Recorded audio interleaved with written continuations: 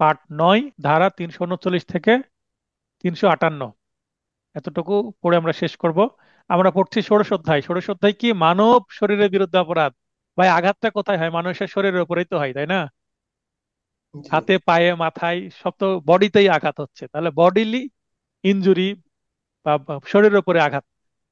ষোড়শ অধ্যায় চলছে শরীরের উপর আঘাত, 377 পর্যন্ত সেটাই চলবে। এখানে আমরা পাবো কি? অবৈধ বাধা ও অবরোধ বা আটক বা পাকড়াও। ইংলিশে হচ্ছে রংফুল। রংফুল মানে এখানে ইলিগ্যাল, আর এটা হচ্ছে বা ক্রিমিনাল বা রংফুল, মানে যেটা ভুল, যেটা আইনত বৈধ না, অবৈধ। রংফুল, ইলিগ্যাল, ক্রিমিনাল একই কথা, তিনটাই অ্যাডজেক্টিভ। অ্যাডজেক্টিভ তো বোঝেন, নাউন, প্রোনাউন, অ্যাডজেক্টিভ। তো জি wrongful sir. Adjective, illegal adjective, আবার আছে ক্রিমিনাল, এই সবগুলোই তারা অবৈধ বা বেআইনি বোঝায়। তো রেস্টেন, রেস্টেন মানে কাউকে কি রেস্টেন করা, মানে বাধাপ্রাপ্ত করা। অ্যান্ড কনফাইনমেন্ট, কনফাইনমেন্ট কোনো জায়গায় আটকে রাখা। এই দুইটা অপরাধ সম্পর্কে আমরা জানবো। 339 আছে অবৈধ বাধা বা রংপুল কনফেন রেস্টেনের সংজ্ঞা। এখানে দেখেন ইংরেজি আমি গুরুত্বপূর্ণ জায়গাটা হাইলাইট করে রাখছি, আন্ডারলাইন করে। ভলেন্টিয়ারি অবস্ট্রাগল। অবস্ট্রাগল মানে কি? বাধা, ইচ্ছাকৃতভাবে বাধা দেওয়া একজন আরেকজনকে। এবার ইংলিশটা ছেড়ে আমরা বাংলাটা পড়ি। উন্মুক্ত স্থানে, উন্মুক্ত স্থানে এই শব্দটা কোথায় নাই, বিয়ার একটা নাই, আমি যুক্ত করেছি আপনাদের মনে রাখার জন্য। তাহলে উন্মুক্ত স্থানে চলাফেরার অধিকারের প্রতিবন্ধকতা সৃষ্টি করাই হচ্ছে কি? বাধা দেওয়া। আমি রাস্তায় চলাফেরা করছি, আমার সামনে একজন এসে দাঁড়ালো, পথ রোধ করা। সামনে আমি যেতে পারছি না, পিছনে যাব, পিছনে আবার আরেকজন দাঁড়িয়েছে, পিছনে যেতে পারছে না। এটা আমি আবার যুক্ত করেছি সংবিধানের 36 নং অনুচ্ছেদ লঙ্ঘন করা। 36 নং অনুচ্ছেদ হচ্ছে মৌলিক অধিকার, fundamental right of human being. তো মানুষের যে ফান্ডামেন্টাল রাইট আছে 36 অনুচ্ছেদ সংবিধানের, সেখানে বলা আছে মানুষের স্বাধীনভাবে চলাচলের অধিকার আছে। তো এই অধিকারে যদি কেউ, আমি যে এক জায়গায় যাবো আমাকে যেতে দিচ্ছে না, আটকে রেখেছে, এবং রাস্তার মধ্যে খোলা জায়গায়, তাহলে এটা এই ধারার অপরাধ হবে, অবৈধ বাধা। ব্যতিক্রম বা এক্সেপশনও আছে এখানে। গুড ফেথ, গুড ফেথ মানে কি? সরল বিশ্বাস, 52 ধারায় পড়েছিলাম। তাহলে সরল বিশ্বাস মানে এখানে ছাড় আছে, একটু ভিন্ন রং ব্যবহার করি। তাহলে ব্যতিক্রম হচ্ছে, যদি গুড ফেথ থাকে সম্ভবত এই অপরাধ হবে না। প্রতিবন্ধকতা সৃষ্টির আইনানুগ অধিকার আছে মর্মে সরল বিশ্বাসে বেসরকারি কোনো স্থল বা জলপথে বাধা সৃষ্টি করলে এ ধারার অপরাধ হবে না। স্থল মানে কি? রোড। আর জলপথ মানে ওই যে নদী পথে। নৌপথ। একজন আরেকজনকে যদি মনে করেন যে, মনে হচ্ছে যে একজন কি চুরি করে যাচ্ছে, তাহলে তাকে আটকালাম। সন্দেহ হলো একজন চুরি করে পালাচ্ছে, দৌড়ে যাচ্ছে, তাকে আমি আটকালাম। কিন্তু জানা গেল যে সে আসলে দৌড়াচ্ছে, হলো কি জগিং করছে। ভোরবেলা কেউ যদি দৌড়ায়, চোর মনে হয়ে আটকাতেও পারে মানুষ। তা ভুল করে যদি সরল বিশ্বাসে চোর মনে করে আটকায়, তাহলে কি হতে পারে? এই আটকানোর কারণে এই ধারার অপরাধ হবে না। উদাহরণ কি? Not believing in good faith. এখানে লেখা আছে not believing in good faith, তাহলে যদি not believing in good faith হয় তাহলে এখানে অপরাধ হবে মেবি, কারণ যেহেতু গুড ফেথ নাই। প্রতিবন্ধকতা সৃষ্টির অধিকার আছে মর্মে সরল বিশ্বাস ব্যতীত, দেখেন এখানে ব্যতীত শব্দটা আছে। এ জেড এর চলাচলের অধিকার আছে এমন পথে প্রতিবন্ধকতা সৃষ্টি করে এ অবৈধভাবে জেডকে বাধা দান করলো, তার মানে অপরাধ হলো। আর এখানে এই যে ব্যতীত যদি আমি তুলে দিই, ব্যতীত যদি তুলে দিই, তাহলে কিন্তু এই ধারার অপরাধ হবে না, তার মানে এটা ব্যতিক্রমের মধ্যে পড়ে। ঠিক আছে? তার মানে সরল বিশ্বাস থাকলে ছাড় পাওয়া যায়, ওই যে সাধারণ ব্যতিক্রমের মধ্যে চলে যাবে বিষয়টা। এই কমন সেন্সেরও বিষয়। যদি আটকানোর পর সরি বলে যে ভাই সরি আমি বুঝতে পারিনি যে আহ, আপনি জগিং করছেন, তাহলে তো সেখানেই তো ঝামেলা মিটে যায়, তাই না? আপনার জি স্যার। ব্যবহারের উপরে নির্ভর করবে যে ঝামেলাটা সামনের দিকে আদালত পর্যন্ত, মামলা পর্যন্ত যাবে কিনা। তো এই সামান্য একজন মানুষকে আটকানো হয়েছে, আটকানোর পর যদি সরি বলে সেখান থেকে বিদায় হয়ে যায় যে ভাই আমি বুঝতে পারিনি, যান আপনি, তাহলে তো সেখানে ঝামেলা হয়। তাহলে সে রাগ করে শুধুমাত্র পথ আটকানোর জন্য কি মামলা করবে বা থানায় যাবে বা কোর্টে যাবে? জি না যাবে স্যার। না। তাহলে কমন সেন্সের বিষয়। আচ্ছা, এরপরে আমরা 340, তাহলে 339ও একটা সংজ্ঞা পড়লাম, 340ও আমরা সংজ্ঞা পড়ছি। অবৈধ অবরোধ বা আটক, রংফুল কনফাইনমেন্ট, আবদ্ধ স্থানে আটকে রাখা। আবদ্ধ স্থান, আবদ্ধ স্থান বলতে কোনো দোকান, কোনো ঘর, যেখান থেকে মানে চার দেওয়ালের ভেতরে এরকম। এ জেড কে একটি ঘরে যেতে বাধ্য করতো, মানে বাধ্য করার পর সেখানে তালাবদ্ধ করে রাখে, তাহলে একটা ঘরে নিয়ে যে আটকে রেখেছে, অনেক সময় কিডন্যাপ করে রাখে মানুষ, তাহলে জেড যেন কোনো দিকে যেতে না পারে, আটকে রেখেছে, তার মানে সে তাকে সেখানে বন্দি করে রাখবে সাধারণ ভাষায়। তাহলে সে কিন্তু এই ধারার অপরাধ করলো, মানে অবরোধ করলো। আর একটি উদাহরণ, একটি ভবনের বহির্ভাগে আগ্নেয়াস্ত্রধারী লোক মোতায়েন পূর্বক এ জেড কে বলল যে যদি সে ভবনটি ত্যাগ করার চেষ্টা করে বা ত্যাগের চেষ্টা করে তবে তাকে গুলি করা হবে। এ অবৈধভাবে জেডকে অবরোধ করলো, মানে উপরেরটা হচ্ছে লোকটা বাইরে ছিল, ঘরের মধ্যে সে নিজে নিয়ে যে আটকে রাখলো এটা। আর এখানে একজন ভেতরে আছে এবং বাইরে তার দরজার সামনে দুইজনকে পিস্তল নিয়ে দাঁড় করে রাখলো এবং ফোন করে বলছে যে আপনি যদি বাইরে বের হন আপনাকে মেরে ফেলা হবে। অনেক সময় দেখবেন যে ওই বিভিন্ন বিশ্ববিদ্যালয়ে যখন মারামারি হয়, বিশেষ করে যিনি ভিসি, ভাইস চ্যান্সেলর, ওনাকে তার বাসভবনে বা কর্মস্থলে আটকে রাখা হয় না। কোনো শিক্ষা প্রতিষ্ঠানের প্রিন্সিপালকে, হেডমাস্টারকে আটকে রাখা হয় না, বাইরে বের করে বের হয়ে মানে বের হয়ে আসতে দেওয়া হয় না। কি কারণে? জি জি, প্রায় বাইরে হয়, হয়তো বা প্রায় হয়, এই যে জি, বাইরে ইদানিংও তালা হচ্ছে। মেরে দেয়, বাইরে তালা মারে দেয়। আজকে মনে হয় যে বার কাউন্সিলে যে ভাইবাটা বন্ধ হয়েছে, এই ধরনের একটা সিচুয়েশন হয়েছিল। মানে ভাইবা দিতে, ভাইবা নেওয়ার জন্য আহ জাস্টিসরা এসেছেন, ভাইবা বোর্ডের লোকজন এসেছেন, তো ওনাদের আহ, পা ধরে কান্নাকাটি করা হচ্ছে, যারা রিভিউ পাশ করেছিলেন কিন্তু তাদের রেজাল্টটা যে আটকে দেওয়া হলো সেই কারণে। তো এই কারণেই আজকে ভাই ভাই নেওয়া সম্ভব হয়। কি একটা অবস্থা! তো এটাও যদি মনে করি এই ধারার মতো কিছুটা, কারণ তাদের কাজে তো ব- বলতে গেলে অবরোধ করে রাখার মতোই হলো, আবার পথ আটকানোর মতোই হলো, তাই না? জি স্যার। জি স্যার। এখন কি উদ্দেশ্যে করা হচ্ছে তার উপর ডিপেন্ড করে মামলা হয়। এগুলো যদি মনে করেন কিডন্যাপিং করে কাউকে আটকে রাখে, সেটা তো তখন কি দুইটা ধারারই অপরাধ হবে, কিডন্যাপিং প্লাস কনফাইনমেন্ট। এরপরে আমরা দুইটা সংজ্ঞা দুইটা সেকশনে পড়ে নিলাম, এবং 41 থেকে শুরু করে সবগুলোই কি পানিশমেন্ট, বিভিন্ন বিভিন্ন সিচুয়েশন। এর আগে যেমন আঘাত, গুরুতর আঘাতের ডিফারেন্ট ডিফারেন্ট সিচুয়েশনে ভিন্ন ভিন্ন সাজা দেখলাম, এখানেও তাই। তো মনোযোগ দিবেন, এখানে কিন্তু একটু কঠিন আছে, প্যাঁচ লাগানো আছে। 341 অবৈধ বাধা দানের শাস্তি, বাধা দিলে 1 মাস বিনাশ্রম, বিনাশ্রম ব্র্যাকেট, শুধু বাধা দেওয়ার জন্য বিনাশ্রম, বললাম সিম্পল, সরি বললেই কাজ হয়ে যেত। গলে গেছে, সরি বলেনি, মামলা করে দিয়েছে, 1 মাসের বিনাশ্রম জেল বা 500 টাকা। 342 অবৈধ অবরোধের শাস্তি, তাহলে এটা হচ্ছে অবরোধ, মানে 340 ধারার অপরাধ। এখানে 1 বছর, ওখানে ছিল 1 মাস, এখানে 1 বছর, 12 গুণ। আর এখানে অর্থদণ্ড ডাবল হয়ে গেল, 1000। 343 3 দিন বা ততোধিক দিনব্যাপী অবরোধের শাস্তি, কাউকে যদি কোনো ঘরে 3 বা তার বেশি দিন, 3 4 5 6 7 8 9 দিন, 3 থেকে 9 দিন পর্যন্ত যদি আটকে রাখে, তার 1 দিন বা 2 দিন যদি আটকে রাখে, 1 দিন বা 2 দিন আটকে রাখলে কিন্তু ওই 342 হবে। আবারও বলছি, 1 দিন বা 2 দিন আটকে রাখলে 342, 3 দিন থেকে 9 দিন পর্যন্ত যদি আটকে রাখে, আপনারা 342-এর পাশে যে শাস্তির ব্র্যাকেট এখানে ডট ডট আছে, এখানে লিখতে পারেন 1 ও 2 দিন। 1 2 দিন যদি আটকে রাখে তাহলে 1 বছর। আর 3 বা তার বেশি দিন, এখানে আপনারা লিখতে পারেন 3 থেকে 9 দিন। 3 থেকে 9 দিন আটকে রাখলে 2 বছর এবং অর্থদণ্ড অথবা অভয়দণ্ড। 344 10 দিন বা তার বেশি যদি আটকে রাখে, তাহলে 10 দিন বা তার বেশি, তাহলে 42 1 থেকে 2 দিন, 43 হচ্ছে 3 থেকে 9 দিন, 44 হচ্ছে 10 থেকে আনলিমিটেড দিন পর্যন্ত আটকে রাখে, তাহলে 3 বছর প্লাস অর্থদণ্ড। বুঝতে পারলেন? 42 43 44 দিনের এখানে জি স্যার। সিচুয়েশন, মানে কতদিন আটকে রাখলো। কেন এখানে করা হয়েছে? মানুষকে বেশি দিন আটকে রাখলে তার বেশি ক্ষতি হবে না শরীরের, অন্ধকারে থাকলে তার ট্রমা জি তৈরি জি জি। হবে, খাবারের অর্থকষ্ট হবে, সে টয়লেট কি করবে, তার টয়লেটের ব্যবস্থা ঠিকভাবে না হতে পারে, শারীরিক নানান মানসিক জটিলতা, সব রকম সমস্যা হবে। নানান জটিলতা। এবং তার পরিবারের উপরে কি চলবে? যদি সে অল্প বয়সী হয়, কিডন্যাপ করে তাকে 10 দিন রাখা হচ্ছে, তাহলে তো আশাই ছেড়ে দিবে যে বাচ্চাকে ফেরত পাবো কিনা। তাই এইভাবে ক্যাটাগরি করা হয়েছে, কতদিন আটকে রেখেছে তার উপরে ডিপেন্ড করে। এরপরে 345 আরো গুরুত্বপূর্ণ, স্যার মুক্তির একটু জন্য রিট কনফিউশন ছিল। এই তো, আমি তো এটাই মানে জানতে চাচ্ছি যে কারো কনফিউশন হচ্ছে না কেন। জি স্যার, ওই বলেন, যে কি কনফিউশনটা কনফিউশন? কনফিউশনটা হচ্ছে স্যার, আপনি বলছিলেন যে কোন ধারায় হ্যাঁ, অর্থদণ্ড 500 টাকা।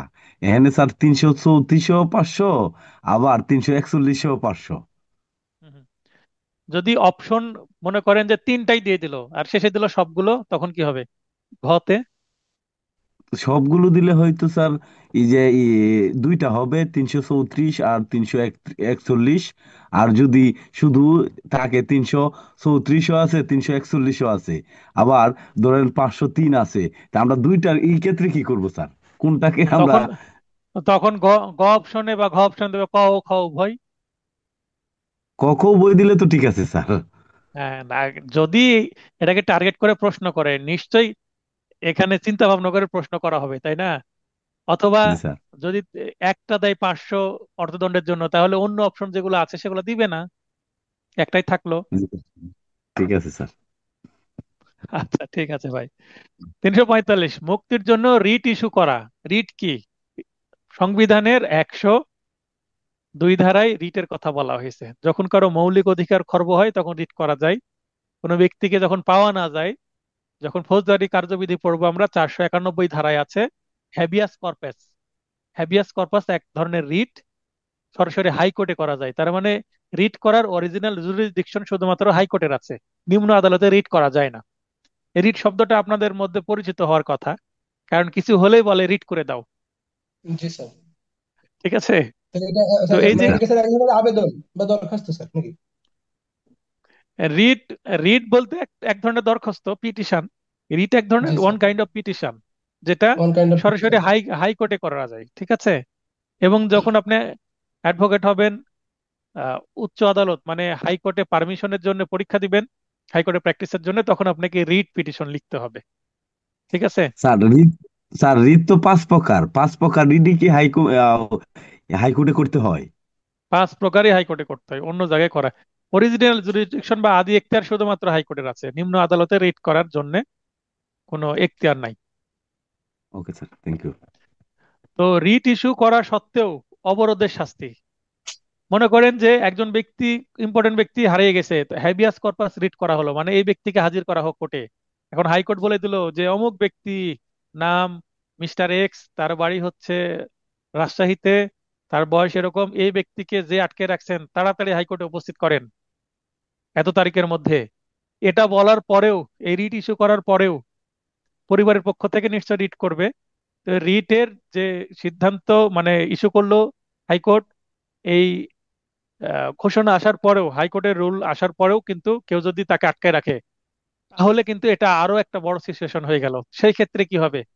তারপরে আটকে রাখলে অন্য ধারার শাস্তির সাথে অতিরিক্ত 2 বছর সশ্রম বা বিনাশ্রম যুক্ত হবে। তাহলে অন্য ধারা বলতে যে এর আগে যে আমরা কয়েকটি ধারা পড়লাম, 42, 43, 44। এখন মনে করেন রিট ইস্যু করা হলো, 10 দিন পার হয়ে গেছে, 10 দিন পরে রিট ইস্যু হয়েছে, তাহলে 2 বছরের সাথে এই যে আগের ধারা 3 বছর যুক্ত হবে। তাহলে কত 344 বছর ধারা। হবে? তখন কত বছর হবে? 5 বছর হবে। এখন কেউ যদি 10 দিনের আগে রিট ইস্যু করে ফেলে, মানে আজ আজ হারিয়ে গেছে, কালকে বা তার পরশু দিনই রিট করে ফেলেছে, রিট ইস্যু হয়ে গেছে, মনে করেন 5 দিনের দিন রিট ইস্যু হয়ে গেছে, তাহলে তার জন্য এই যে 343, 3 থেকে 9 দিন আটকের শাস্তি, তাহলে 2 বছর, এই দুই দুই বছর বছরের সাথে 2 বছর যুক্ত হয়ে 4 বছর হবে। তার মানে 345 ধারার সাজাটা কখনো হবে 4 বছর, কখনো হবে 5 বছর। বুঝতে পারলেন? 2 বছর এটা অতিরিক্ত আগের 3টা সেকশনের সাথে। এখন মনে করেন হারিয়ে গেছে, অবরোধ হলে তো জানতে পারবে পরিবার যে একটা লোক মিসিং। তো মিসিং হওয়ার পরের দিনে রিট করে ফেলেছে, তার মানে 3 দিন হলো না, দ্বিতীয় দিনে যদি রিট হয়, তাহলে 342-এর সাথে যুক্ত হবে 342, এর যে 1 বছর, 1 বছরের সাথে এই এখানকার দুই 2 বছর বছর যুক্ত যুক্ত হয়ে হবে। 3 বছর হবে। বুঝতে পারলেন সিচুয়েশনটা কি? জি স্যার। এই কারণে বলছে অন্য ধারার শাস্তির সাথে। অন্য ধারা বলতে কি? এই অন্য ধারার উপরে আপনারা লিখে রাখেন, এই জায়গাতে হাত দিয়ে লিখেন 342, 43 ও 44, এই জায়গায় ব্র্যাকেটে অন্য ধারার শাস্তির সাথে, এর উপরে লিখে রাখেন ব্র্যাকেটে 342, 43, 44। তাহলে 342, 43 এবং 44-এ যে শাস্তিগুলো আছে তার সাথে এই 2 বছর অ্যাড হবে অতিরিক্ত, অ্যাডিশনাল। ক্লিয়ার হলো? 345 অনেকেই বোঝে না কিন্তু। জি স্যার। এখান থেকে কিন্তু আমি প্রশ্ন করব, বার কাউন্সিল করুক আর না করুক, পেঁচানো আছে না, একটা ম্যাথামেটিক্যাল বিষয় আছে যোগ বিয়োগ করার, যোগ করতে হবে। জি 346, গোপন স্থানে অবৈধ অবরোধের শাস্তি। তার মানে প্রকাশন এমন গোপন স্থান যেখানে মানুষ সচরাচর যাতায়াত করে না, মানে কোনো আবাসিক জায়গায় না, কোনো মানে পরিত্যক্ত বাড়িতে আটকে রাখছে, দেখেন না সিনেমা নাটকে এমন জায়গায় আটকে রাখে মানুষ সেখানে যায় না, গোপন জঙ্গলে জায়গা ভাঙা বা স্যার। বাড়ি, কোনো জঙ্গলে বা ভগ্নাংশ পোড়া বাড়ি বা বাড়ি। জঙ্গলে। হুম। বা এমন একটা গ্রামের বাড়িতে নিয়ে গেল যে জানতে পারবে না এটা গোপন স্থান। তাহলে গোপন স্থান এটা একটা ফ্যাকচুয়াল বিষয়, আসলে সেটা গোপন কিনা। এখানেও ওই অন্য ধারার সাথে 2 বছর যুক্ত হবে, এটাও আপনারা লিখে রাখতে পারেন যে ওই গোপন স্থানে কতদিন আটকে রেখেছে তার উপর ডিপেন্ড করবে। এখানেও আপনারা 342, 43, 44 এর উপরে লিখতে পারেন অন্য ধারা বলতে। তার মানে গোপন স্থানে কতদিন রেখেছে তার তার সাথে 2 বছর যুক্ত হবে। তার মানে 346-এ মামলা হলে জাস্ট 2 বছর না, উপরের একটা ধারা আবার অ্যাড হবে। 347, বলপূর্বক আদায় বা এক্সটর্টিং, ওই যে জোরপূর্বক আদায়, ছিনতাই বা চাঁদাবাজি বা অবৈধ কাজে বাধ্য করতে অপরাধের শাস্তি। ঠিক একই জিনিস আমরা দেখেছিলাম, গুরুতর আঘাত। তার মানে টাকা চাইলাম দিল না, বা একটা কাজ করতে বললাম তাও করলো না, এর আগে গুরুতর আঘাত করলাম, উপরে আমরা শাস্তি দেখেছি।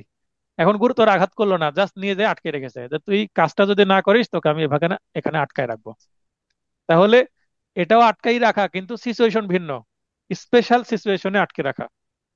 তার মানে অপরাধ করবে চাঁদাবাজি বা এক্সটর্শন, অথবা একটা কাজ করে নিবে, তাকে নিশ্চয় অন্যায় কাজ, অবৈধ কাজ, যেটা সে করবে না, না করার জন্য তাকে আটকায় রাখছে।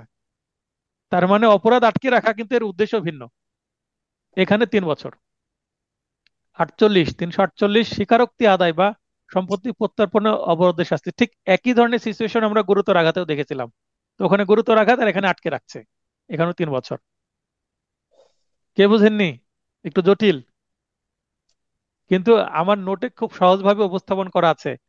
দেখবেন যে আমার এক লাইনে পুরো শাস্তির বিধান, সিচুয়েশন প্লাস শাস্তির বিধান খুব সংক্ষিপ্ত ভাবে দেওয়া আছে। আপনি বেয়ার অ্যাক্ট খোলেন, বেয়ার একটা গল্প লেখা আছে, বেয়ার অ্যাক্টে একটা বা দুইটা বাক্য দেওয়া আছে, এই দুইটা বাক্য পড়লে যতটা মাথায় ঢুকবে, আপনি এক পলক দেখলেই তো মাথায় ঢুকে যাচ্ছে। কামরুজ্জামান ভাই, আমি সঠিক বললাম? জি স্যার। আপনি যদি মূল বই খোলেন, মূল বইয়ের মধ্যে দেখবেন একটা গল্প লেখা আছে, মানে শাস্তির বিধান 3 বছর না 4 বছর, এটাও খুঁজে বের করতে হবে, কারণ লিখার মধ্যে লুকিয়ে আছে এবং তিন স্যার বছর অনেক, এবং স্যার অনেক জটিল জটিল শব্দ আছে স্যার, অথবা তদুপরি, এই এইগুলো সব দেওয়া আছে স্যার, আমি যে এই অনেক কারণে অনেক তো বড় করা। প্লাস, এই যে প্লাস শব্দটা যুক্ত করছি, অবলিক শব্দটা যুক্ত করছি ভাই, সংক্ষেপে আমি শাস্তি লেখার একটা ইউনিক ওয়ে আপনাদের দিয়ে দিয়েছি, যেটা আপনি এক পলকে দেখতে পাচ্ছেন। আপনাকে ওই যখন হাই স্কুলে ক্লাস 6-এ ওঠেন তখন প্রথম অ্যালজেব্রা বা বীজগণিত শেখানো হয় না? জি জি জি স্যার। জি স্যার। হ্যাঁ, তারপরে এ বি, এভাবে a+b² সমান a² + 2ab+b², ফর্মুলা শেখানো হয়। ফর্মুলা শিখলে লাভ কি, দ্রুত অঙ্কটা করা যায়, তাই না? জি স্যার। জি একটা অঙ্কে ফর্মুলা যদি ব্যবহারও না করেন আপনি, তাহলে আপনি ফর্মুলা ব্যবহার না করে অঙ্ক করতে পারবেন, কিন্তু ক্যালকুলেশনের লাইন বেশি হবে, আর ফর্মুলা ইউজ করলে দ্রুত সমাধান হয়ে যাবে। তো আমি তো ফর্মুলা আগে প্রথমে শিখিয়ে দিয়েছি, যে 75 ধারার পরেই আমার এই যে বলে দিয়েছি যে আমার এই ধরনের সাইন ল্যাঙ্গুয়েজ ইউজ করা আছে, চিহ্ন। তাহলে আপনি ফর্মুলা পাচ্ছেন, এক পলকে দেখে বুঝতে পারছেন এটা শাস্তি কি, তাই না? জি এই জি স্যার। স্যার। কারণে আমার নোটটা ছোট হয়েছে এবং আপনার মনে রাখতে সুবিধা। মানে আতিকুর যতটুকু রহমান সাহেব, প্রয়োজনীয় স্যার। হ্যাঁ, আপনি দেখেন এই এই সেকশন গুলোই বের একটা খুলে দেখেন, এর বাইরে এই সেকশন থেকে নেওয়ার মতো কিছুই নেই। এক লাইনে, মানে এক লাইন তো পুরোপুরি না, মাঝখানে আবার ডট ডট আছে। আমি এই যে ডট ডট দিয়েছি দেখেন, ডট ডট দেওয়ারও কারণ আছে, যেন লাইনটা একটু সোজা হয়, এই কারণে ডট ডট দেওয়া। বুঝতে পেরেছেন?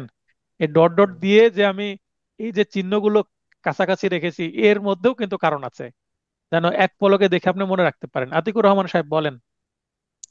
স্যার 347-এ যে বলপূর্বক আদায়টা, এখানে শাস্তির বিধান দেওয়া আছে 3 বছর।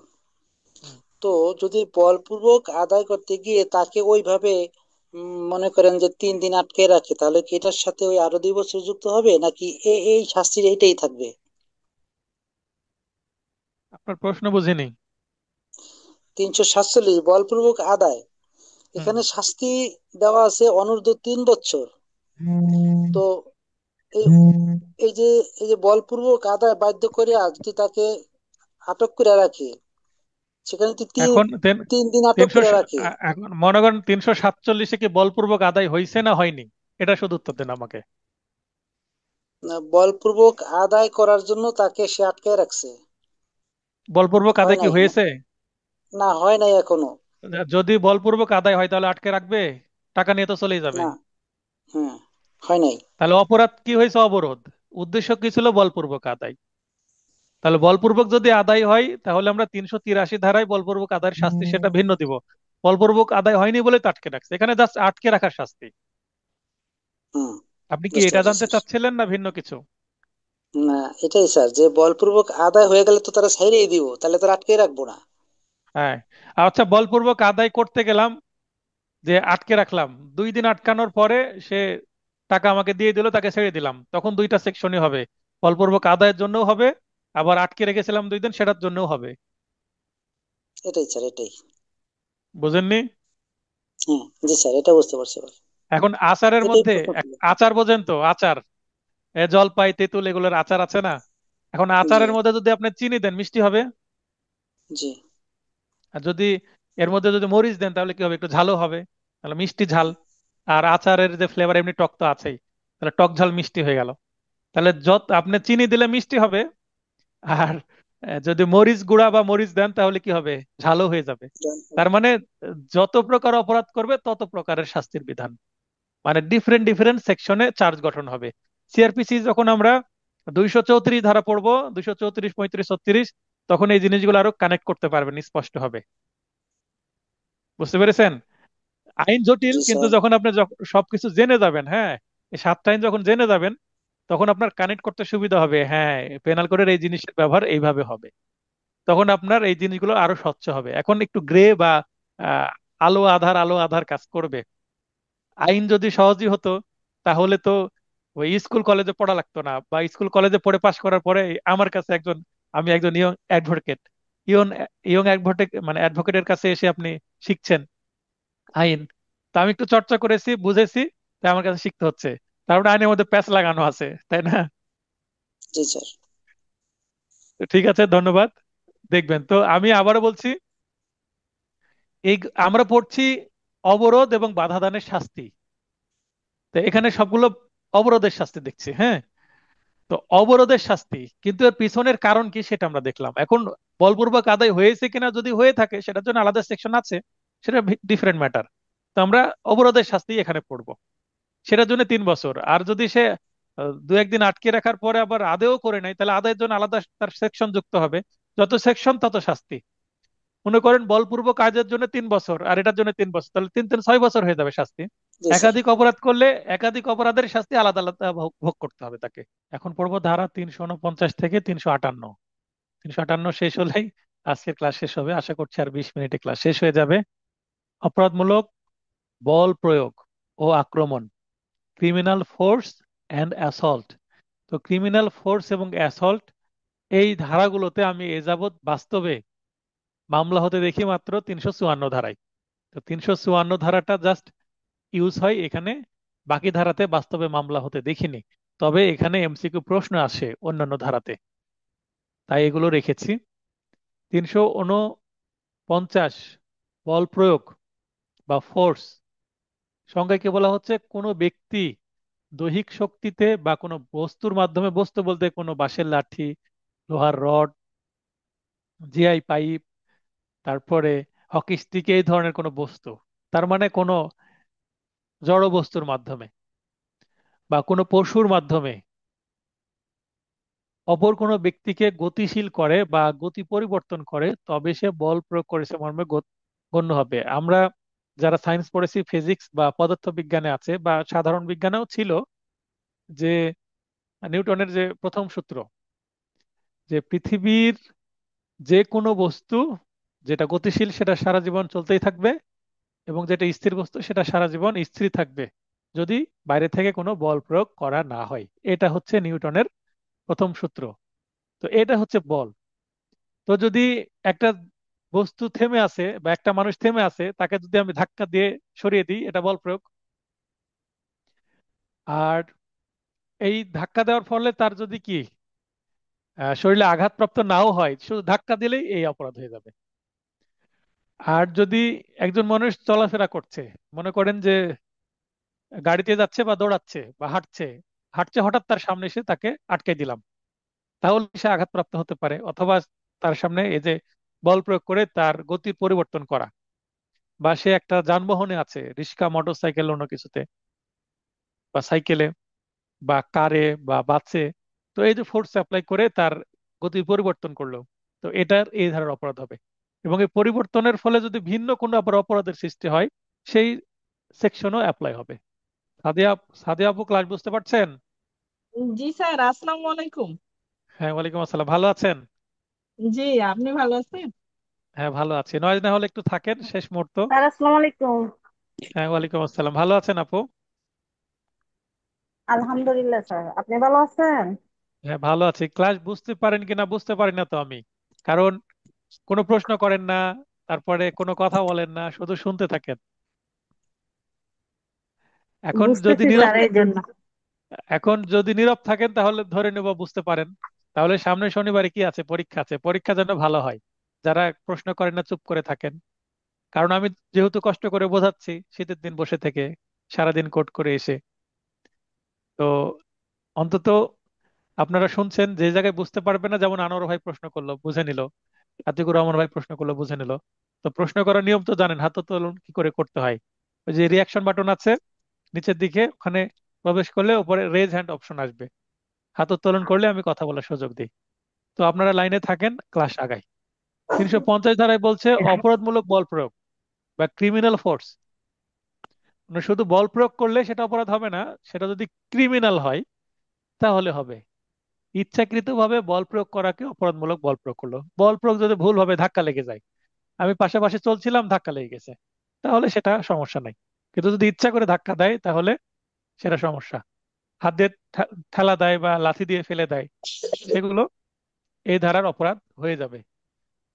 কিছু উদাহরণ আছে: নদীতে নোঙর করা নৌকার বাঁধন খুলে দেওয়া, মানে প্রভাবিত করা। একটা নৌকা বেঁধে রাখা আছে, যদি দড়ি খুলে দেওয়া হয় তাহলে নৌকাটা চলে যাবে, শিকল খুলে দিলে নৌকাটা চলে যাবে, তার মানে নদী স্রোতে ভেসে যাবে, এটাকে বল প্রয়োগ বলা হচ্ছে। এটা করলেও কি অপরাধ হবে। ঘোড়াকে চাবুক আঘাত করে ঘোড়ার গাড়ির গতি বৃদ্ধিকরণ। ঘোড়ায় চলছে, এখন একজন সাইড থেকে ঘোড়ার উপরে চাবুক দিয়ে মারলো। ঘোড়া চলছিল যে গতিতে, 40 কিলোমিটার পার আওয়ারে চলছিল, আঘাত করার কারণে 50 কিলো পার আওয়ারে চলতে শুরু করলো। তো 50 কিলোমিটার যখন চলতে শুরু করবে, তাহলে হঠাৎ যে আহ, গাড়িতে যারা আছে তাদের সমস্যা হতে পারে। তো এটা বল প্রয়োগ। পালকির খুঁটি ধরে তা থামানো। আগে পালকিতে চলাফেরা করতে আমরা পড়ছি 1860 সালের আইন পালকি, আশা করি সবাই চেনেন। তো পালকির যে খুঁটি ধরে পালকি চলাফেরা করছে, পালকিতে কেউ যাচ্ছে, সেটা থামিয়ে দেওয়া, তার মানে পথ রোধ করা, এটা বল প্রয়োগ করা। বল প্রয়োগ করলে সেটা তো অপরাধ হবেই, বল প্রয়োগ করার পরে কি করছে সেটার কারণে আরো অপরাধ হবে। কাউকে ইচ্ছাকৃতভাবে দৈহিক শক্তিতে ধাক্কা দেওয়া, একটু আগে আমি বলেছি ধাক্কা দিলেই বল প্রয়োগ হবে। আহত করা, ভীত করা, বিরক্ত করার উদ্দেশ্যে ঢিল ছোড়া, মানে আমি ঢিল ছুঁড়ে মারলাম, এই ঢিলের আঘাতে, যেমন এই যে পিকেটিং, পিকেটিং কি, ইটের বা কোনো ইটের টুকরা ছুঁড়ে ছুঁড়ে মারা, বিশেষ করে মিছিলের সময়, এটাকে পিকেটিং বলে। তো পিকেটিং, ওই যে ইটের টুকরা বা ঢিল ছুঁড়ে মারা। তো কাউকে বিরক্ত করা বা আঘাত করার জন্য যদি ছুঁড়ে ছুঁড়ে মারা হয়, এই ছুঁড়ে মারলেই সেটা কি বল প্রয়োগ হবে। ছুঁড়ে মারলে কি সেটা বল প্রয়োগ করা হবে। ছুঁড়ে মেরে যদি লাগে, লাগলে তো সেটা আলাদা ধারা, লাগলে সেটা আঘাতের ধারা আলাদা যুক্ত হবে। মহিলার ঘোমটা উন্মোচন, কোনো মহিলা সে যদি কি করেন, বোরকা পরে থাকেন, তার সামনে একটা পর্দা থাকে, সেটাকে ঘোমটা বলি। অথবা নতুন বউ বেশি করে কাপড় নামিয়ে রাখছে, সেটা কি বলি, ঘোমটা। এখন যিনি ঘোমটা তোলার জন্য কি পারমিশন নাই, একটা পরপুরুষ বা পরনারী, সে যদি তুলে, তাহলে ওই মহিলার কি শালীনতায় আঘাত আনতে পারে। তো এটাও কি বল প্রয়োগ হতে পারে। আতিকুর রহমান সাহেব,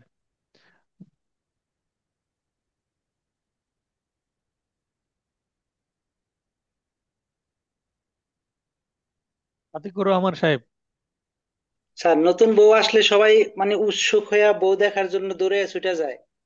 তখন হুম। দেখা যায় যে সরল বিশ্বাসে যদি কেউ কোনো মহিলা কোনো বউর ঘুমটা উন্মোচন করে দেখে, তাহলে কি সেটা কি স্যার অপরাধ হবে? অপরাধ হবে। মহিলা যদি মামলা করে এই ধারার মামলা হবে। মহিলা যদি বলে যে আমার পারমিশন নাইনি, এখন সিচুয়েশন কি সেটা ডিপেন্ড করছে। এখন এই ধরনের কট্টরপন্থী যদি মহিলা হয় তাহলে ঘোমটা দিয়ে মানুষের সামনে বসে থাকবে না, ঘরে যে বসে থাকবে। এবং শাড়িও পরবে না, সে বোরকা পরে বিয়ে করবে। ঠিক বললাম? বোরকা পরে বিয়ে জি করা স্যার। দেখছেন মহিলার মহিলার জি। যে শাড়ি শাড়ি গহনা না পরে সে বোরকা পরবে, আবার হিজাব পরেও কিন্তু বিয়ে করে। তো জি। এই যে ঘোমটা উন্মোচন, সরল বিশ্বাসে সে করলো ঠিক আছে, কিন্তু মহিলা যদি মামলা করে মামলা হবে।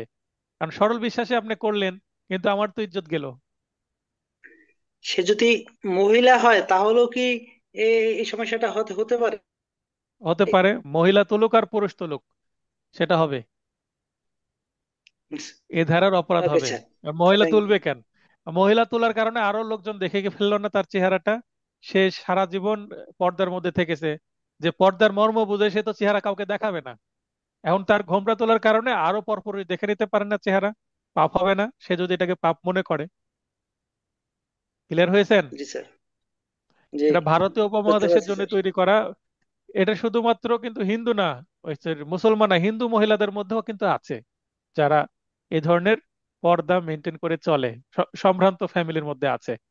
আর যদি রাজ পরিবার হয়, যদি আপনার কি বলে জমিদার পরিবার হয়, জমিদার পরিবারের মহিলাদেরকে কেউ দেখতে পেয়েছে সাধারণ মানুষ? জি না। তো রাস্তা দিয়ে মনে করেন যে রাজকন্যা যাচ্ছে, রাস্তা দিয়ে রাজকন্যা যাচ্ছে, ঘোমটা পড়া আছে বা পর্দার মধ্যে আছে, কেউ যদি তার পর্দাটা খুলে দেয়, উন্মুক্ত করে দেয়, তো আশপাশে সব মানুষ দেখে ফেললো, অপরাধ হবে না? জি স্যার। এখন এগুলা নিয়ে মামলা করলে সিলি ম্যাটার বিষয়টা, এগুলা সমাধান পারিবারিক ভাবে হয়ে যাবে, কিন্তু রেখেছে, মাথায় এসেছে তাদের আইন করার সময় যে এই ধরনের ঘটনা ঘটে। ভারতে এই ধরনের ঘটনা ঘটে বলেই তো মামলাগুলো, মানে ধারাগুলো রেখেছে, তাই না? জি। ওই সময় ঘটতো এই ধরনের ঘটনা, এই নিয়ে ঘটনা নিয়ে ঝামেলা হতো, হয়তো বা তখন ওই যে বিচার ব্যবস্থা ছিল তখন ওই জমিদারের বাড়িতে গিয়ে কি করতো, বিচার দিত এগুলো ঘটনা নিয়ে। তাই এগুলো মামলায় করার জন্য সেকশন করা হয়েছে। গোসলের পানিতে গরম পানি ঢালা, এখানে বেয়ার এক পড়লে আরো সেন্টেন্সটা পূর্ণ করা আছে। আমার নোটের বৈশিষ্ট্য হচ্ছে মূল বাক্যটুকু আমি তুলে দেব, পুরো সেন্টেন্সও আমি ক্লিয়ার করে নেই। তাহলে কেউ যদি গোসলের পানিতে, মনে করেন আপনি গোসল করবেন, কেউ গোসলের পানিতে অতিরিক্ত গরম পানি দিয়ে দিছে এবং ওই গরম পানি আপনি গায়ে দিয়েছেন, দেওয়ার কারণে আপনার গা কি ঝলসে গেল, ঝলসে না গেলেও আপনার হালকা পড়ে গেল, ফোসকা পড়ে গেল, তাহলে আপনার ক্ষতি হলো না? তাহলে গোসলের পানিতে পানি ঢেলে দেওয়াটা একটা বল প্রয়োগ, মানে তাপমাত্রা পরিবর্তন করা পানির, এটা সাইন্টিফিক ম্যাটার। আর পুড়ে গেলে এটার জন্য তো আঘাত বা গুরুতর আঘাত, সেটা আলাদা শাস্তি আছে। আহত করা বা ভীত করা বা বিরক্ত করার উদ্দেশ্যে কুকুরকে লেলিয়ে দেওয়া, কুকুরকে বললো ধর, তাহলে কুকুর দৌড়ে চলে গেল, বা কুকুরের মুখে মাছ দেওয়া আছে, ওই মাছটা খুলে ফেললে কুকুর দৌড়ে চলে গেল, বা কুকুরের গলায় কি ব্যান্ড আছে, ব্যান্ডের শিকল দেওয়া আছে বা দড়ি দিয়ে বাঁধা আছে, দড়ি খুলে দিল, কুকুর তেড়ে গেল একজনকে। এখন তেড়ে যাওয়ার কারণে সে তো দৌড় দিবে ভয়ে, বা সে দৌড় না দিক, দাঁড়িয়ে সে ভয় পাচ্ছে। কুকুর কামড় দিক আর না দিক, এই যে কুকুরকে লেলিয়ে দিল এবং একটা মানুষ ভয় পেলো বা আহত হলো, এই ধারার অপরাধ হবে। ভয় পেলেও, আহত হোক আর না হোক, কামড় দিক আর না দিক, দৌড়ে পালাক আর না পালাক, ভয় পাওয়ার কারণেই এই ধারার অপরাধ হয়ে যাবে। এই যে কাউকে কুকুর লেলিয়ে দিল, লেলিয়ে দেওয়ার কারণে ভয়ে মানুষ হার্টফেল করতে পারে না, পারে কিনা? পারে স্যার। তো এই কারণে এগুলা করা যাবে না। কুকুর লেলিয়ে দিলে কুকুর কামড় দেওয়ার একটা পসিবিলিটি আছে, যেন পসিবিলিটি তৈরি না হয়, তাই ঘটনা ঘটার আগে কি করেছে, আইন করে রেখেছে। তার মানে এটা খুবই দূরদর্শী, যারা জিনিয়াস তারাই তো করেছে, ব্রিটিশ, আইনটা তো ব্রিটিশ লোকে করেছে। আনোয়ার ভাই বলেন। জি স্যার। একটা লোক কুকুর লেলিয়ে দেওয়ার পরে সে মনে করেন কুকুরের কামড়ে মৃত্যুবরণ করলো, তে হত্যার সাথে আবার দেখা গেছে আপনার ওই যে 350 যুগ হবে। হ্যাঁ হ্যাঁ, এই তো বুঝেছেন, লেলিয়ে দেওয়ার জন্য আলাদা সাজা হবে। জি স্যার। এখন যদি মনে করেন যে শুধু 302 ধারাতেই মামলা করি, এই ধারা দিলাম না, তাতে খুব একটা সমস্যা নেই, কারণ এর থেকে বড় অপরাধ হয়ে গেছে। এখন মনে করেন যে 99, 99-এর দোকান চেনেন, মানে 99 টাকায় 90। জিনিসপত্র পাওয়া যায়। হ্যাঁ, এই ধরনের জি কিছু স্যার। দোকান থাকে। তো 99-এর দোকানে আপনি একটা জিনিস কিনলেন, 100 টাকা দিলেন, বললো যে ভাই 1 টাকা খুচরা নেই, আপনি 1 টাকার জন্য ঝগড়া করবেন? জি না স্যার। তো এইগুলো হচ্ছে খুচরা অপরাধ, ওই 1 টাকার মতন। আপনি যখন মৃত্যুদণ্ডের জন্য 302 ধারায় মামলা করতে পারবেন, তখন এইসব এইসব সেকশন ইগনোর করে, এবং বাস্তবে আপনি এইসব সেকশনে মামলা হতেই দেখবেন না। থিওরিতে এগুলো পাবেন, কিন্তু এগুলো থেকে প্রশ্ন আসে, তাই আমি দিয়েছি। এবং আপনারা জি স্যার। জানলেন আপনারা মামলা করবেন, এই ধারা দিয়ে ওই যে 1 টাকা নেওয়া না নেওয়া সমান, এরকম। এগুলো ছোট ছোট জি স্যার। ম্যাটার। জি স্যার। তবে ঠিক আছে। এগুলোর ফলে বড় অপরাধ হতে পারে, তাই এগুলো আটকানোর জন্য এগুলো করা যাবে না। সভ্য সমাজে যেন কোনো সমস্যার সৃষ্টি না করে, তাই ঘটনা ঘটার আগে একটা কি প্রতিরোধমূলক ব্যবস্থা নেওয়ার জন্য এই সেকশন গুলো করেছে, যেন মানুষ এগুলো না করে। তিনশো জি স্যার। একান্ন আমরা আমরা কিন্তু সংজ্ঞার ধারায় পড়ছি, এখনো সাজার ধারায় যাইনি। আক্রমণ জি বা স্যার। অ্যাসল্ট।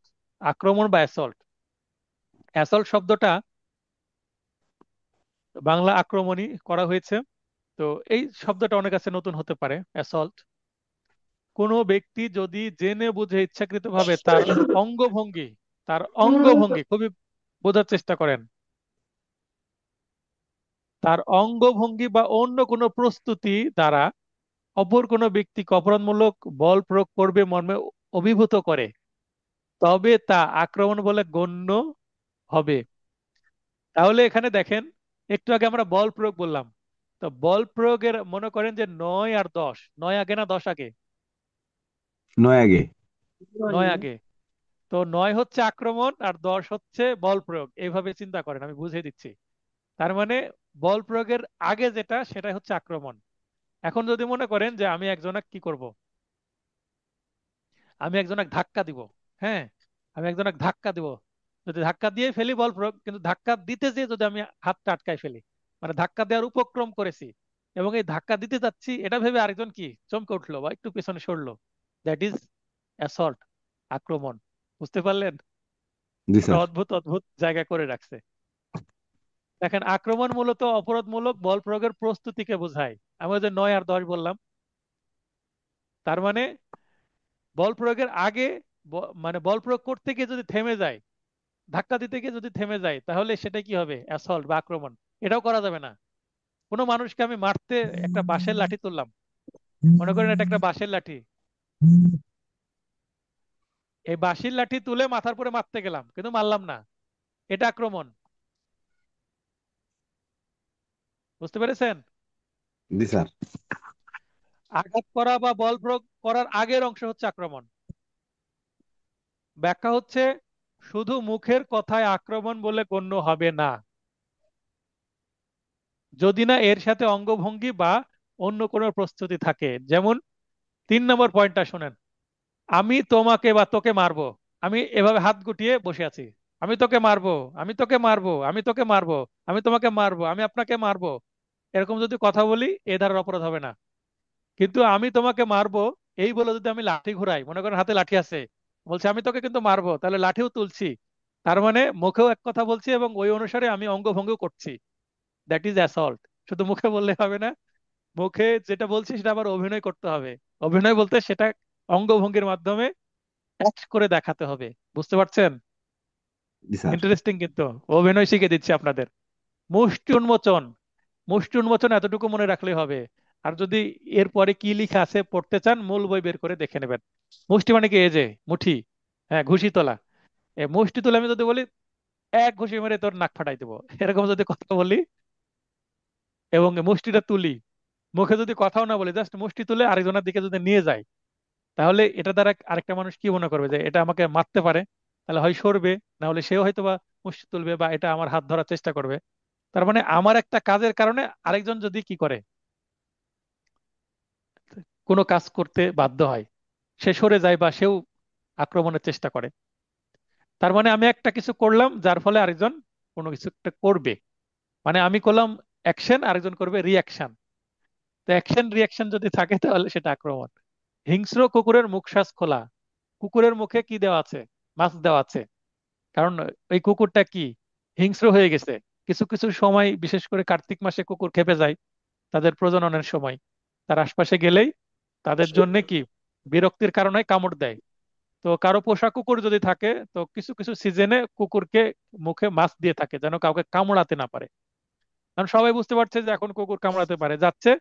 এখন কুকুরের মুখ খুলে দিল, আরেকটা লোক দেখে কি ভাববে যে এই কুকুরটা এখন আমার দিকে লেলিয়ে দিবে। তার মানে বল প্রয়োগের আগের প্রিপারেশন নিচ্ছে আমার দিকে লেলিয়ে দেওয়ার।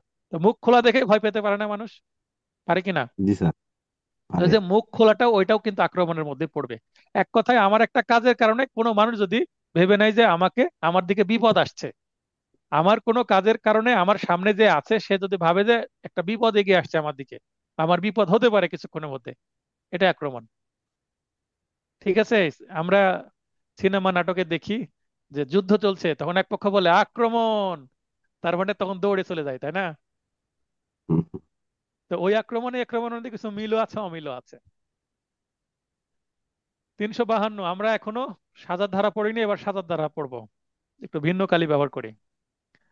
352 মারাত্মক উত্তেজনা বা উস্কানি ছাড়া আক্রমণ। আমরা উত্তেজনা কোথায় পড়েছি? 300 ধারে পড়েছি। অপরাধমূলক বল প্রয়োগের শাস্তি মানে ফোর্স, এখানে 3 মাস। তাহলে উস্কানি দিলে বল প্রয়োগ মানুষ করতে পারে, তাহলে ছাড় পেয়ে যাবে। তখন বলবে আমি রাইট অফ প্রাইভেট ডিফেন্স ব্যবহার করেছি, আমাকে উস্কানি দিয়েছে, আমি এটা করেছি। তাহলে এটা কি হবে? সাধারণ ব্যতিক্রমের মধ্যে পড়বে, কিছু হবে না। আর উস্কানি বা কোনো কিছু যদি না থাকে তাহলে আক্রমণ। এখানে কিন্তু 2 in 1, এই সেকশনে কিন্তু দুইটা অপরাধের শাস্তি আছে, একটা হচ্ছে আক্রমণ আর একটা হচ্ছে বল প্রয়োগ, দুইটাই। বুঝতে পারলেন? আক্রমণ জি স্যার। অথবা বল প্রয়োগের শাস্তি মানে 2 in 1, একটার মধ্যে দুইটা শাস্তি, 3 মাস বা 5 বছর। ব্যাখ্যা হচ্ছে উত্তেজনাটির দণ্ড হ্রাস করার ক্ষেত্রে যথেষ্ট গুরুতর ও আকস্মিক কিনা তা একটি বিবেচ্য বিষয়। এখন আদালত 5 মাসের কারাদণ্ড দিবে না 2 মাসের দিবে না 1 বছর দিবে, কারণে কমাবে কিনা। এই কারণে যে উত্তেজনাটা দিয়েছিল সেটা হচ্ছে সেটা কম বেশি হয়েছে কিনা বা আকস্মিক কিনা সেটা একটু দেখে। উত্তেজনা স্যার থাকলেও উত্তেজনা থাকলেও যদি সামান্য উত্তেজনা থাকে এর ফলে কেউ যদি আক্রমণ করে বা বল প্রয়োগ করে তাহলে কিন্তু হয়তোবা ওই 1 মাসের বা 15 দিনের বা 3 দিনের 4 দিনের বা একদিনের সাজা দিতে পারে। এটা হচ্ছে একটা ব্যাখ্যা। এখানে সিচুয়েশন কি, মামলায় কি প্রমাণ করতে পারলো তার উপর ডিপেন্ড করে ম্যাজিস্ট্রেট দিবে। বলেন। 3 মাস বা 500 টাকা, স্যার এটা 5 বছর না স্যার, 5 বছর বলে আ- ফেলাইছেন। 3 মাস বা 500 টাকা। এই যে জি এতক্ষণ স্যার। বকবক করছি, ব্রেক ব্রেক যখন নিয়েছিলাম 2 বার, ব্রেকে আবার দুইজনের সাথে কথা বলতে হয়েছে। কাদের সাথে? ওই যে ভাইবা ব্যাচ যারা রিভিশনে পাশ করেছে, আবার আজকে যে ভাইবা ছিল, আজকে আমার স্টুডেন্টের ভাইবা ছিল, তাদের ভাইবা বন্ধ হয়ে গেছে। তারা ফোন দিচ্ছে স্যার কি হবে, কবে ভাইবা হবে, ভাইবা রেজাল্ট কবে হবে, তাদেরকেও তো সময় দিতে হবে। তো এক মাথা কত কাজ করবে বলেন, সকাল থেকে কাজ করেই যাচ্ছি, 1 মিনিটের রেস্ট নাই। তো যখন কন্টিনিউয়াস কথা বলা হয় চোখ এবং মাথা কাজ করে না, তাই মুখ দিয়ে ভিন্ন বের হয়ে যায়। এটা অনেকেরই হয়। তো লিখা যেহেতু আছে, ধন্যবাদ ভাই। আমি মুখে কি বলছি এটা ম্যাটার না, কি লিখা আছে এটা ম্যাটার, তাই না? জি স্যার। তখন বুঝে নিতে হবে।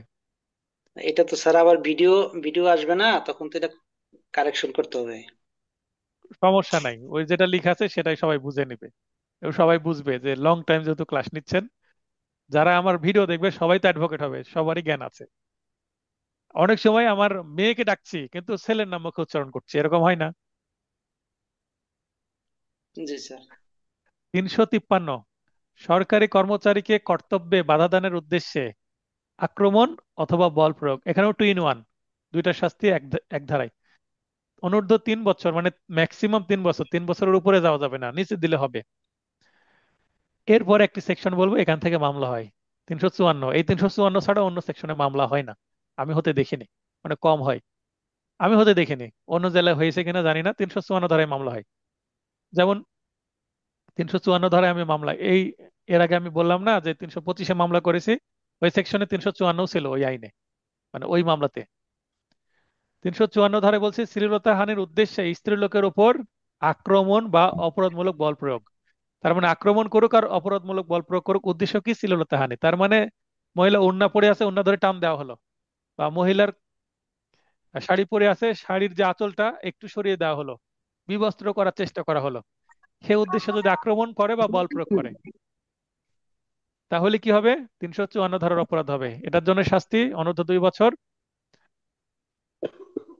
356, পরিহিত বা বহনরত কোনো সম্পত্তি চুরির প্রচেষ্টার আক্রমণ বা বলপূর্বক, মানে কেউ একজন কানে দুল পরে আছে সোনার, ইয়ারিং পরে আছে, গলায় স্বর্ণের চেন পরে আছে, সেটা ছিনিয়ে নেওয়ার জন্য আক্রমণ করে, যদি চুরি করার জন্য আক্রমণ করে বা বল প্রয়োগ করে, তাহলে 356 ধারায় অপরাধ হবে। কিন্তু যদি চুরি করে ফেলে, চুরি করে ফেললে সেটা চলে যেতে পারে দস্যুতা বা চুরির অপরাধের জন্য ভিন্ন সেকশন, এটা ভিন্ন সেকশন হবে। তো এখন কেউ যদি চুরির চেষ্টা করে আক্রমণ করলো, কিন্তু গায়ে লাগলো না, আঘাত লাগলো না, জাস্ট এবার ছিনিয়ে নেওয়ার চেষ্টা করলো, কিন্তু হাতের মধ্যে কি আসলো না, মোটরসাইকেলে করে এসে একটা মহিলার গলার চেন ছিনিয়ে নেওয়ার চেষ্টা করলো, কিন্তু চেনটা ধরতে পারলো না, চলে গেল, তার মানে এটা একটা চুরির চেষ্টা হলো, এই ধারারও অপরাধ হলো। কিন্তু এই সামান্য এই কাজের জন্য কেউ মামলা করবে? মামলা করবে না। তাই এই ধরনের মামলা করে মামলায় না। হয় না, মামলা করে না। আর চলেই তো গেল, তাকে ধরবে কি করে? তবে থানায় জিডি করা উচিত, থানায় জিডি করলে 356 ধারায় জিডি হবে। এবং ওই সিসিটিভি ক্যামেরা যদি ওই শহরে থাকে, তাহলে ওকে ধরে বের করে 356 ধারায় জিডির এনজিআর মামলা হয়ে তাকে শাস্তি দেওয়া যাবে 2 বছর সর্বোচ্চ। তাহলে জি কোনো স্যার। মহিলা বা রাস্তায় ছিনতাইয়ের ঘটনা ঘটতে যে যদি বেঁচে যান, দয়া করে স্থানীয় থানায় কি করবেন? জিডি করবেন। তাহলে এইসব ধারায় কিন্তু ওই যারা ছিনতাইকারী তাদের শাস্তি হবে। তাহলে ভবিষ্যতে আপনাকে আবার আক্রমণ করতে পারে, বা অন্য কোনো ভাই বোনের উপরে আক্রমণ হতে পারে। তাহলে এই অপরাধীদেরকে ছাড় দেওয়া যাবে না। জিডি করলে 356 ধারায় জিডি হয়ে যাবে। 57, অবৈধ অপরাধের প্রচেষ্টার আক্রমণ বা অপরাধমূলক বল প্রয়োগ, অনূর্ধ্ব 1 বছর অথবা 1000 টাকা অর্থদণ্ড। 1000 টাকা অর্থদণ্ড, 1000 টাকা অর্থদণ্ডের উপরে মামলা, মানে প্রশ্ন আসতে পারে, তাই আমি হাইলাইট করে রাখছি। 358, আজকের সর্বশেষ ধারা, মারাত্মক উত্তেজনা, উস্কানি বা প্ররোচনার ফলে আক্রমণ বা অপরাধমূলক বল প্রয়োগ। এখানে দেখেন প্রতিটা সেকশন যেখানে সাজার বিধান আছে, সব জায়গাতেই হয় আক্রমণ না হলে বল প্রয়োগ, মানে দুইটা সেকশন একসাথে করে দিয়েছে। একই ধরনের যেহেতু অপরাধ, অনেক সময় বোঝা যাবে না বল প্রয়োগ করেছেন না এটা আক্রমণ, মানে একটা ঘটনা থেকে আপনি বুঝতে পারবেন না এটা আক্রমণ হবে না বল প্রয়োগ হবে, আক্রমণ হবে না বল প্রয়োগ হবে, মানে ঘটনাটা এরকম হতে পারে। মানে 9 না 10, এর আগে যেমন বললাম 9-10-এর পার্থক্য করা অনেক সময় টাফ হয়ে যাবে। তাই একই জি সেকশনে স্যার। এটার কি হয়েছে, সাজা এবং সেকশন একই রাখা হয়েছে, যেন কনফিউশন থাকলেও নো প্রবলেম, কারণ সেকশন একই, সাজাও একই। অনূর্ধ্ব 1 মাস বিনাশ্রম কারাদণ্ড, সশ্রম দেওয়া যাবে না, 200 টাকা অর্থদণ্ড। 200 টাকা এখনকার কোনো সাজা হলো? একটা প্রাইমারি বাচ্চার পকেটেও 200 টাকা থাকে, তাই না? ন্যূনতম স্যার এগুলার 20,000 করা উচিত। এগুলো বিশ হাজার করা উচিত। সুন্দর কথা বলেছেন। আচ্ছা, এখানে আমি একটা, এখন আপনাদের একটা এমসিকিউ বা কুইজ ধরি। 354 ধারায় মামলা হয় 354 ধারা নিয়ে। প্রথম প্রশ্ন, আচ্ছা, আসামি বা অভিযুক্ত ব্যক্তি একই কথা, অ্যাকিউজড, অ্যাকিউজড বা অভিযুক্ত ব্যক্তি মানে যার নামে মামলা হয়েছে। আর আরেকটা হচ্ছে ভিকটিম, মানে যে মামলা করছে বা যার ক্ষতি হয়েছে। তো এখানে 354 ধারায় একজন পুরুষ ভিকটিম হতে পারে কিনা? মনে করেন যে এক জায়গায় একটা মানুষ, একটা পুরুষ দাঁড়িয়ে আছে, এই পুরুষ লুঙ্গি পরে আছে, এই পুরুষের এই লুঙ্গি ধরে টান দিয়ে তাকে বিবস্ত্র করে ফেললো, তাহলে তার তো ইজ্জত চলে গেল। তাহলে তাকে 354 ধারায় তিনি মামলা করতে পারবেন কিনা, এটা হলো আমার প্রশ্ন। কোন পুরুষ 354 ধারায় ভিকটিম হিসেবে মামলা করতে পারবে কিনা? পারবে তো কেউ স্যার। উত্তর দেবেন? পারবে হ্যাঁ, স্যার। আনোয়ার ভাই বললেন পারবে, আতিকুর রহমান ভাই বলেন পারবে পুরুষ। না স্যার, এখানে তো লেখা আছে স্ত্রী লোকের কথা। এখানে উল্লেখ করে আছে স্ত্রীলোক, আমরা কি দোষ করলাম ভাই? আমাদের ইজ্জতের দাম নাই? আমাদের মনে হয় ধারা অন্যটা হবে। এটার জন্য, এটার জন্য এই যে শ্লীলতাহানি করলো, এটা শুধু স্ত্রী লোকের। এটা দ্বারা বোঝানো হচ্ছে যে পুরুষ লোকের কোনো ইজ্জত নাই। আমরা যেমন টপলেস থাকি, তার মানে অনেক পুরুষ মানুষ খালি গায়ে থাকি না আমরা, নিচের দিকে ঢাকে উপরের দিকে ঢাকে না, সহজ কথা। জি স্যার। তো এটাকে টপলেস থাকা মানে উপরের দিকে পোশাক ছাড়া থাকি আমরা। তো এই কারণে আমাদের নিচের দিকে খুলে গেলেও মামলা করা যাবে না, এটা চিন্তা করেছে। তার মানে পুরুষের ইজ্জতের দাম নাই। এখন আমার সেকেন্ড প্রশ্ন, এখন এটা কত ধারায় মামলা করতে পারবে সেটা পরে আসছে, যে পুরুষের যদি ইজ্জত হানি হয়। পরে প্রশ্ন হচ্ছে, এই মামলায় একজন মহিলার শাড়ি কাপড় বা ওড়না ধরে টান দিল একজন পুরুষ, তার বিরুদ্ধে মামলা হবে। এই মামলায় কি একজন স্ত্রী লোকের বিরুদ্ধে মামলা করা যায় কিনা? মানে স্ত্রী লোক আরেকটা স্ত্রী লোকের যদি বিবস্ত্র করে, তাহলে স্ত্রী লোককে কি এই মামলায় আসামি করা যাবে কিনা? যে একজন স্ত্রী বলছে, যে রহিমা বলছে যে করিমন আমার ওড়না ধরে টান দিয়ে আমাকে শ্লীলতাহানি করেছে। হ্যাঁ, তার মানে 354 ধারায় ভিকটিমও নারী, আবার 354 ধারায় আসামিও নারী, একটাই মাত্র আসামি। করা যাবে কিনা? জি, জি স্যার, পারা যাবে। স্যার কারণ এখানে এখানে মহিলাও যদি মহিলার কাপড় ধরে টান দেয়, তাহলে হুম। তো ও অন্য পুরুষও তো দেখে ফেলাইতে পারে। তো সেক্ষেত্রে ওই মনে মহিলাটার করেন অন্য ইজ্জত পুরুষ চলে নাই, গেল।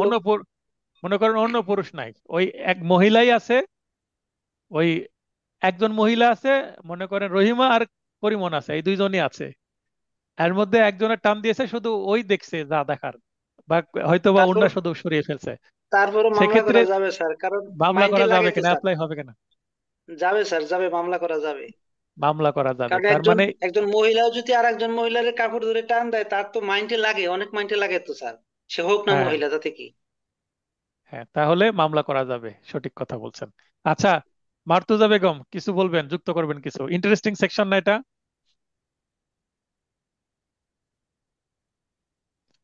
আতিকুর রহমান সাহেব, এটা ইন্টারেস্টিং সেকশন না এটা? জি, খুবই ভেরি এটা ভেরি ইন্টারেস্টিং। স্যার তো প্রশ্নটার উত্তর দেওয়ার জন্য ইয়া করছিলাম, হ্যান্ড আউট করছিলাম। আচ্ছা, আপনাকে তাহলে, যেহেতু লাইনে আসলেন, আপনাকে লাইনে নেওয়ার কারণে রিপিট হচ্ছে, কারণ আপনি হয়তোবা কম্পিউটারে দেখছেন। স্যার ঠিক কি? সাউন্ডটা স্যার রিফ্লেকশন করছে। এই যে মার্তুজা আপুকে লাইন থেকে বাদ দিয়ে দিলাম, এখন আর আমার কথা ভাইব্রেট মানে রিপিট হচ্ছে না, প্রতিধ্বনিত হচ্ছে না। তাহলে আপনার ওখানে নেটওয়ার্কের সমস্যা, অথবা আপনি কম্পিউটারে দেখছেন এবং মাইক্রোফোনের যে আপনার মাইকের সামনে আপনি ব্যবহার করছেন, তার মানে ওই মাইকের কথা আপনার মাইক্রোফোনের মাধ্যমে আমার কানে আবার আসছে, সবার কানে যাচ্ছে, ডাবল সাউন্ড হচ্ছে। তো মার্তুজা বেগম, আপনি কম্পিউটারে দেখলে কম্পিউটার থেকে দূরে রাখতে হবে মাইক্রোফোনটাকে, বক্স থেকে। আচ্ছা, এবার আমি যেটা বলি সেটা হচ্ছে, এই কোনো 5 বছরের শিশু যদি অন্য একটা স্ত্রীলোকের কাপড় ধরে টান দেয়, সেক্ষেত্রে কি হবে? কোনো অপরাধ হবে না স্যার। কেন হবে না বলেন? হ্যাঁ, কেন হবে না বলেন?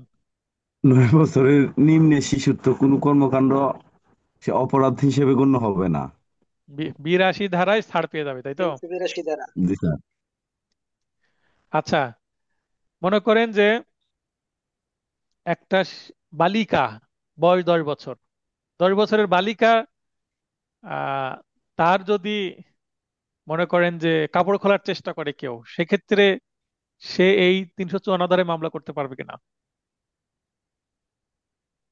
করতে আমার পারবে প্রশ্ন স্যার। বুঝতে পেরেছেন? একজন বালিকা, জি স্যার। একজন স্কুলে যায়, মনে করেন ক্লাস 7-8-এ পড়ে, তার যদি মনে করেন উন্না ধরে টান দেয়, তাহলে এই ধারায় মামলা হবে কিনা 354 ধারায়? টানটা কি স্যার আরেকটা মেয়ে দিবে না পুরুষে দিবে? পুরুষে, মনে করেন পুরুষে দিয়েছে, সেই ক্ষেত্রে এই ধারায় মামলা হবে কিনা? মামলা হবে স্যার। হবে না। এখানে স্ত্রী লোক কেন বলেছে, স্যার? স্ত্রী লোক বলতে বালিকা এখানে যুক্ত না, স্ত্রী লোক বলতে বালিকা হবে না।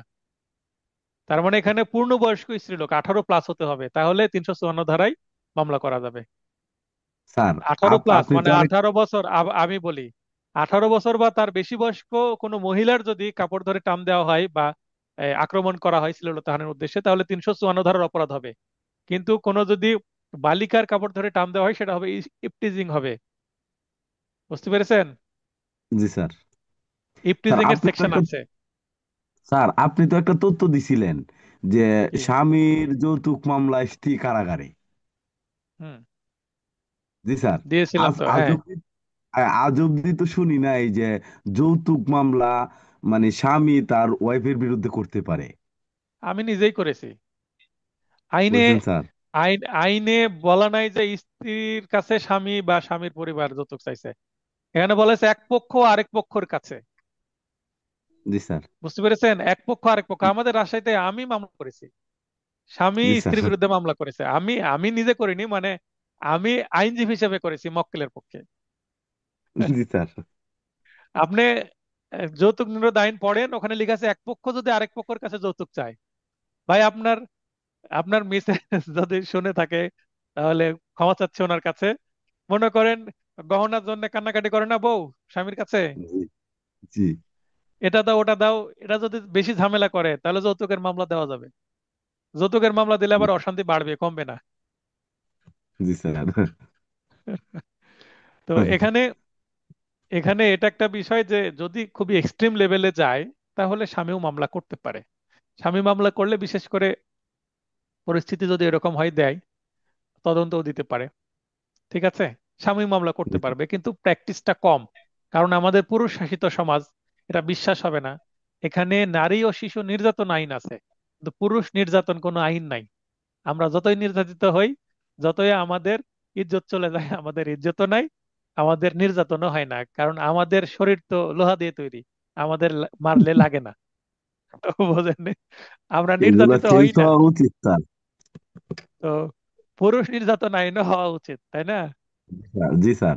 সম্মানটা তো সবার সমান। হ্যাঁ, এখন যেটা আমি বলছিলাম, যে ভরা মজলিসে জনগণের মধ্যে যদি একজন পুরুষ মানুষের বিবস্ত্র করে ফেলে দেওয়া হয়, সেক্ষেত্রে তিনি মামলা করতে পারবেন মানহানির মামলা। কি মামলা? মানহানির মানহানির মামলা। মামলা বা ডিফামেশন, তার জন্য একটা সেকশনে আছে। মানে আলাদাভাবে তার জন্য এই শ্লীলতা হানি এই ধরনের কোনো সেকশন নাই। মানে আমাদের শালীনতা বা ইজ্জত একটু কম, এটা বোঝানো হয়েছে আইন দ্বারা। ছেলে মানুষের জি স্যার। লজ্জা শরম কম, এটা প্রচলিত আছে না কথা। জি স্যার। তো ঠিক আছে, আশা করি একটু গুরুত্বের সাথে আপনার ক্লাস করবেন। আমি চেষ্টা করি কিছু উদাহরণ দিয়ে কিছু মজার কথা বলে ক্লাসটিকে ইন্টারেস্টিং করার। কেউ জি যদি স্যার। আমার কথায় কষ্ট পেয়ে থাকেন, ক্ষমা সুন্দর দৃষ্টিতে দেখবেন। কিছুদিন আগে আমার ইউটিউব ভিডিওর একটা কমেন্টে একজন ভদ্রলোক কমেন্ট করেছেন, স্যার আপনি খুব ভালোভাবে পড়ান, খুব ভালো লাগে, আপনার ভিডিও থেকে আমরা অনেকে উপকৃত হচ্ছি। আশা করি আপনার ভিডিওগুলো ইউটিউবে দিতে থাকবেন যেন আমরা উপকৃত হই। তবে স্যার মাইন্ড করবেন না, একটা কথা বলি, আপনি আপনার উদাহরণগুলোতে প্রায়ই নাটক সিনেমার উদাহরণ দেন। তো আশা করি নাটক সিনেমার উদাহরণ দেওয়া বন্ধ করবেন। তো নাটক সিনেমার উদাহরণ দিয়ে কি সমস্যা করলাম বলেন? স্যার আপনি তো হচ্ছে আপনার ছাত্রদের উদ্দেশ্যে কথা বলেন। এখন হুম। কিছু লোক হচ্ছে দেখা গেছে এরা ভিডিও দেখিয়া ক্লাস নিতে চাচ্ছে। আর আমাদের কাছে যেটা যেভাবে ভালো মনে হয়, যেটা পছন্দের মনে হয়, এভাবে ক্লাস করলে তো স্যার যদি আমাদের কাছে সমস্যা হইতো আমরাই বলতাম যে স্যার এই উদাহরণগুলা দেন না। আপনি যে উদাহরণগুলা দেন ওগুলা কিন্তু আমাদের জন্য অনেক স্যার, এগুলা কিন্তু মনে থাকে উদাহরণগুলা কারণে প্রত্যেকটা পড়া। আমি এই যে ইন্টারেস্টিং কথা না যেটা বলবো, সেটা আপনার একটু যদি ভালো লাগে সেটা মনে থাকবে না? জি স্যার। ক্লাসের মধ্যে যদি গল্প প্রবেশ না করায় তাহলে তো ক্লাসে ঘুম চলে আসবে। রাত 11টা 12টা পর্যন্ত ক্লাস ক্লাস করা নেই। যাবে না স্যার। ক্লাস ভালো লাগবে না। এখন ক্লাস ভালো শিক্ষক লাগবে ক্লাসে না। আসলো, মনে করেন শিক্ষক ক্লাসে আসলো খুবই গম্ভীর, আপনার অ্যাডলফ হিটলারের মতন। সে শিক্ষকের ক্লাস করতে ভালো লাগবে? জি না স্যার। তো শিক্ষক যদি হাসি মুখে একটু ভালোভাবে কথা বলে, তো শিক্ষকের প্রতি সবার আগ্রহ তৈরি হবে, তার কথা শুনতে ভালো লাগবে। মানে জি বলে স্যার। যে আইনে কোনো, এটা তো আর সাহিত্য না যে এখানে রস থাকবে। তো এখানে আইনের মধ্যেও চাইলে রস নিয়ে আসা যায়। সেটা একটু চেষ্টা জি করি স্যার। যতটুকু পারি, যেন আপনারা জি আসলে স্যার। স্যার, বুঝতে পারেন। আসলে স্যার কিছু কিছু কিছু কিছু মানুষের ওই যে চলচ্চিত্রের কথা শুনলেই তাদের একটা অ্যালার্জি বাইরে জায়গা। এখন ওই ওই দৃষ্টিকোণ থেকেই তারা মানে ওই চলচ্চিত্র কথা যেন কোনোদিন মুগ্ধ কারো না বের হয়। হ্যাঁ, একেবারে মানে অন্য দাসের লোক তারা, তাদের আচ্ছা, কথায় তো আর হবে এখানে না। আমি আমি ওনার ওনার মতামতকে শ্রদ্ধা জানিয়ে কমেন্টের উত্তর দিয়েছি, যে আপনার মতামতের জন্য ধন্যবাদ। হ্যাঁ, তো এখানে ওনার চিন্তা ভাবনা যদি আমি বলি, ওনার চিন্তা ভাবনাকে সম্মান জানাই, ঠিক আছে। এখন ছোটবেলা আমি জন্মের পর থেকে দেখি আমার বাসায় কি আছে, টেলিভিশন আছে। আমাদের গ্রামে আমি ক্লাস 9-এ ওঠার পরে বিদ্যুৎ এসেছে, ইলেকট্রিসিটি এসেছে, কিন্তু তার আগে ব্যাটারিতে টেলিভিশন চলতো, আমাদের গ্রামে একমাত্র টেলিভিশন আমার বাসাতেই ছিল, আমাদের বাসাতেই। তো নাটক সিনেমার প্রতি ছোট থেকে একটা কি হয়ে গেছে, টান হয়ে গেছে। নাটক সিনেমা যথেষ্ট দেখি। তো এই কারণে এইগুলো মাথায় চলে আসে, এবং পেনাল কোডের অনেক ঘটনা আমি যদি মনে করি যে একটা চুরি বা একটা বলপূর্বক আদায় বা আঘাত, এগুলো সিনেমার এক ছোট ছোট 2 মিনিট 3 মিনিটের একটা ক্লিপ আমি দিয়ে দিব, দিয়ে সেটা ব্যাখ্যা দিব যে এই ঘটনাটা কি। যেমন আমি মাঝে মধ্যেই বিভিন্ন ঘটনা কিন্তু শেয়ার করি, করি না? এটা জি স্যার। নিউজ শেয়ার জি করি। স্যার। নিউজ শেয়ার করে বলি যে এটা কি হয়েছে একটু দেখে বলেন। ভাই, আপনি বাস্তব ঘটনা থেকেই তো আপনাকে কি করতে হবে, ওকালতি করতে হবে। একটা মানুষ জি বিপদে স্যার। পড়বে, তার সাথে এই হয়েছে ওই হয়েছে, আপনাকে সে বলবে। আপনি এখন বুঝে নেবেন এটা কোন ধারে মামলা হবে, আপনাকে ঘটনা মানুষ বলবে। আপনাকে বলবে যে স্যার আমি 307 ধারায় মামলা করতে চাই, কোনো মক্কেল এসে আপনাকে এই কথা বলবে? জি না স্যার। বলবে যে আমাকে স্যার মারার চেষ্টা করেছে, লাগলে আমি মরে যেতাম।